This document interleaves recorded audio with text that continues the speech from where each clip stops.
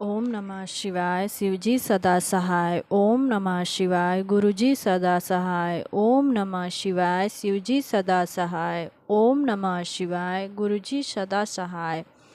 श्री शिव महापुराण द्वितीय रुद्र संहिता तृतीय पार्वती खंड। अध्याय 8। नारद और हिमालय की बातचीत। ब्रह्मा जी बोले, हे नारद, एक समय जब तुम हिमालय के घर गए तो गिरिराज ने तुम्हारा सत्कार कर अपनी पुत्री को बुला उनकी प्रशंसा करते हुए तुमसे उसका गुण दोष पूछा और यह भी पूछा कि उसका पति कौन होगा। जब तुम नारद दुर्गा देवी का मुख तथा हाथ देखकर बोले कि हे गिरिराज, तुम्हारी यह कन्या सब लक्षणों से युक्त आद्य कला है, यह अपने पति को सुख देने वाली है तथा पिता की कीर्ति को बढ़ाने वाली है, परम साध्वी तथा आनंद देने वाली है। इसके और भी लक्षण तो शुभ हैं, किंतु एक रेखा अति विलक्षण है, जिसका फल सुनो। योगी, नंगा, गुण रहित, अकामी, माता पिता से रहित और अमंगल वेश वाला इसका ऐसा पति होगा। हे नारद, तुम्हारे इन वचनों से उन दोनों पति पत्नी को बड़ा दुख हुआ, परंतु जगदम्बिका दुर्गा हृदय में शिव जी को जान बड़ी प्रसन्न हुई। दुखित हिमालय ने तुमसे उसका उपाय पूछा, किंतु तब तुम कौतुकी नारद मीठे वचनों द्वारा हिमालय से कहा कि हे गिरिराज, मेरा वचन असत्य नहीं है। ब्रह्मा की लिखी रेखा असत्य नहीं होती, इसे वैसा ही पति प्राप्त होगा, परंतु इसका मैं एक उपाय कहता हूँ जिसके करने से सुख मिलेगा। हे गिरिराज, शिव जी ऐसे हैं कि उनमें कुलक्षण भी सुलभ हो जाते हैं। प्रभु में दोष भी गुण ही होते हैं, जैसे सूर्य, अग्नि और गंगा है। तुम इस कन्या को शिव जी के लिए दान कर दो, आशुतोष शिव जी से ग्रहण कर लेंगे। इसकी सिद्धि के लिए यह तुम्हारी कन्या तप करे। शिव जी ऐसे समर्थशाली हैं कि वे संपूर्ण प्रजा का नाश कर सकते हैं और ब्रह्मादिक उन्हीं के अधीन हैं। फिर तुम क्या करोगे? यह तो स्वयं ही शिव को छोड़ दूसरे से विवाह नहीं करेगी। इसके और भी शिव के समान तो प्रेम किसी का न हुआ और न होगा। हे नगश्रेष्ठ, इस प्रकार ये दोनों मिलकर देवताओं का कार्य करेंगे, इसमें कुछ भी संदेह नहीं है। इस कन्या से शिव जी अर्धनारीश्वर कहलाएंगे और यह अपने तप के प्रभाव से शिव जी के आधे शरीर को हरण कर लेगी। इसका गौरी नाम होगा और यह हरि तथा ब्रह्मादिक सब देवताओं की पूज्य हो अत्यंत ख्याति को प्राप्त करेगी। तुम इसके किसी दूसरे को मत देना और मेरी कही हुई बात को किसी और से न कहना। तुम्हारी यह पुत्री पहले दक्ष के घर उत्पन्न हुई थी और सती नाम से रुद्र की प्रिया हुई। फिर पिता के यज्ञ में जाकर पति का निरादर देख कुपित हो अपना शरीर त्याग दिया। अब वही अंबिका भवानी तुम्हारे घर उत्पन्न हुई है। यह इनका नाम पार्वती होगा और यह अवश्य ही शिव को प्राप्त होंगी। यह सुनकर हिमालय और मैना अपने कुटुंबियों सहित सुखी हुए और उनका संशय निवृत्त हुआ। उधर कालिका जी नारद जी के वचनों को सुनकर लज्जा से अपना मुख ढकती हुई हंसने लगी। हे नारद, ऐसा कहकर तुम अपने लोक को चले गए और हिमालय भी प्रसन्न होता हुआ अपने घर में घुस गया। अध्याय 9 शिव चरित्र विवेचन। नारद जी बोले, हे ब्रह्मा जी, यह तो आपने बड़ी ही अद्भुत कथा सुनाई। इससे तो मेरे हृदय में और भी प्रीति बढ़ी। हे ब्रह्मा जी, जब मैं और हिमालय भी अपने स्थान को चले गए तो क्या हुआ, वह कहिए। तब ब्रह्मा जी बोले, हे नारद, तुम्हारे चले जाने पर मैना ने अपने पति के पास जा बैठकर कहा, हे स्वामी, मैंने मुनि के वचनों को नहीं समझा। आप किसी सुंदर वर के साथ इस कन्या का विवाह कीजिएगा। इस कन्या के लिए सुंदर वर होना चाहिए। ऐसा कहकर नेत्रों में आंसू भर मैना पति के चरणों में गिर पड़ी। तब उसे उठाकर गिरिराज बोले, हे देवी, मैं तुमसे सत्य कहता हूँ, तुम भ्रम को त्याग दो। नारद मुनि का वाक्य कभी असत्य नहीं होता। यदि तुम्हारा पुत्री पर ऐसा ही अधिक स्नेह है तो इसके पास जाकर तप करने का आदेश दो। थोड़े ही दिनों में शिव जी इस कन्या का पाणी ग्रहण करेंगे और हमारे सभी अमंगल दूर कर सब कार्य शुभ हो जाएंगे। यह सुन मैना प्रसन्न हो पुत्री के पास आई और तप करने का आदेश देना चाहा, परंतु गिरिप्रिया स्नेहवश अपनी पुत्री से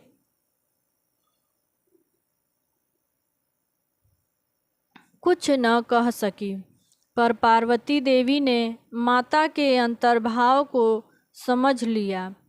फिर तो पार्वती ने अपनी माता से कहा, हे माता, मैंने आज ही ब्रह्म मुहूर्त में एक बड़ा सुंदर स्वप्न देखा है। एक ब्राह्मण मुझे दया करके यह उपदेश दे रहा है कि हे पुत्री, तुम शिव जी की तपस्या करो। यह बात मैना ने अपने पति को सुनाई। इसे सुनकर गिरिराज को बड़ी प्रसन्नता हुई। उन्होंने कहा, हे प्रिय, आज प्रातः मैंने भी एक स्वप्न देखा। एक तपस्वी ब्राह्मण मेरे नगर के पास तप करने आया है। मैंने अपनी पुत्री सहित उसके पास गया और उसकी सेवा के लिए मैंने अपनी पुत्री को उसे दे दिया, परंतु उसने स्वीकार नहीं किया है। फिर भी मैंने अपनी सुता को उसकी सेवा के लिए नियुक्त कर दिया है। अतः हे प्रिय, कुछ समय तक इसकी प्रतीक्षा करो, आगे जो होगा सो देखा जाएगा। हे मुनीश्वर, ऐसा कहकर गिरिराज चुप हो गए और मैना सहित उस समय की प्रतीक्षा करने लगे। इस प्रकार जब बहुत समय व्यतीत हो गया, तब सती के वियोग में शिव जी अपने गण को साथ लिए तप करने उसी नगर में आए। यह देख पार्वती जी अपनी सखियों को साथ ले नित्य वहाँ आकर उनकी सेवा करने लगी। परंतु काम से पीड़ित होते हुए भी शिव जी में कोई विकार न आया। इसको देख देवताओं ने कामदेव को उनके पास भेज दिया। शिव जी ने उसे अपने नेत्राग्नि से भस्म कर दिया। फिर मुनि के वचनों का स्मरण कर अंतर्ध्यान हो गए।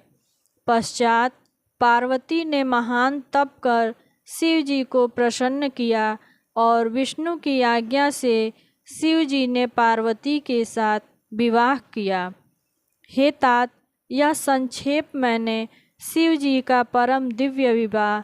अब आगे और क्या सुनना चाहते हो, कहो। अध्याय 10 भौमोत्पत्ति।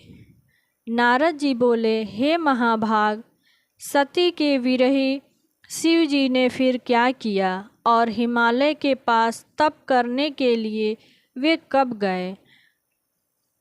कामदेव कैसे भस्म हुआ और पार्वती ने तप कर शिव जी को कैसे प्राप्त किया, तथा और भी जो चरित्र हो कृपा कर कहिए।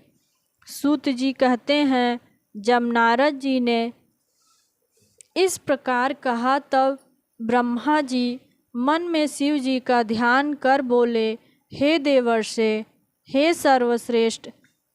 जब अपनी प्रिया के वियोग से व्याकुल शिव जी अपने स्थान पर लौटे तो वे सती देवी पार्वती जी का स्मरण कर फिर उन्हें दिगंबर हो शिवलोक को भ्रमण करने लगे, परंतु कहीं भी पार्वती को न पाते थे। तब वे फिर हिमालय पर्वत पर गए। वहां जाकर उन्होंने फिर कठिन तप आरंभ किया। जब उन्होंने समाधि खोली तो उनके सिर से जो पसीना गिरा उससे 4 भुजाओं वाला एक बालक प्रकट हो गया। उसका तेज असह्य था। प्रकट होते ही वह शिव जी के सामने रोने लगा। उसका रोना ऐसा ही था जैसे कोई प्राकृतिक मनुष्य रोता हो। तब पृथ्वी स्वयं स्त्री का रूप धारण कर शिव जी के पास जा उस बालक को गोद में उठा उसे अपना दूध पिलाने लगी।